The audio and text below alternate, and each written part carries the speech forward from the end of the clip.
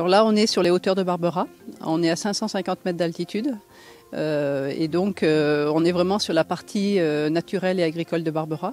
C'est un secteur qui est peu connu par les gens, parce que Barbera, en bas, c'est très urbanisé, mais nous, on a la chance d'avoir ici un espace agricole encore. Alors ici, moi, j'ai créé une petite ferme découverte, une petite ferme pédagogique, mais je dirais plutôt découverte. C'est sur la base d'un petit troupeau de lamas.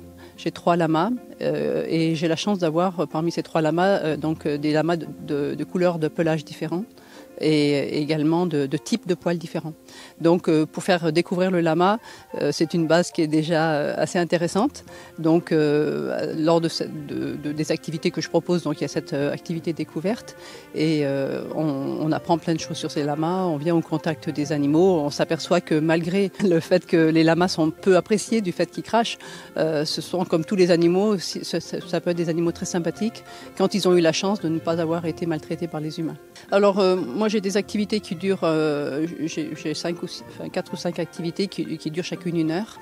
Dans le cadre de la découverte des lamas, qui est l'activité souvent qui est la plus réservée, parce que ça permet à des familles, des enfants de venir au contact des animaux, et on a peu de fermes aujourd'hui sur le secteur de Chambéry qui proposent cette possibilité. Donc on va vraiment au contact, on rentre vraiment au contact des lamas, et puis on peut les brosser, les caresser, puisque j'équipe les lamas d'un licol, ce qui nous permet de garder les lamas à proximité immédiate de nous. Alors les balades, oui, on peut partir avec une petite caravane de lamas. Mes 3 lamas partent ensemble avec nous. Moi, j'accompagne le groupe et on part donc sur une des 2 boucles pédestres qui sont autour de la ferme, qui font 1 kilomètre. Et donc, de ce fait,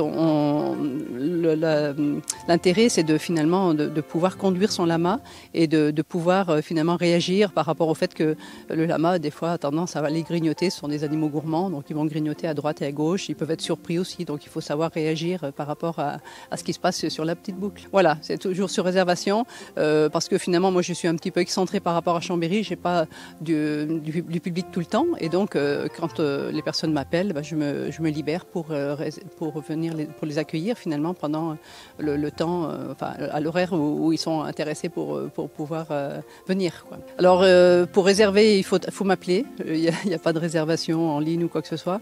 Il faut me téléphoner et puis on cale ensemble d'un créneau horaire.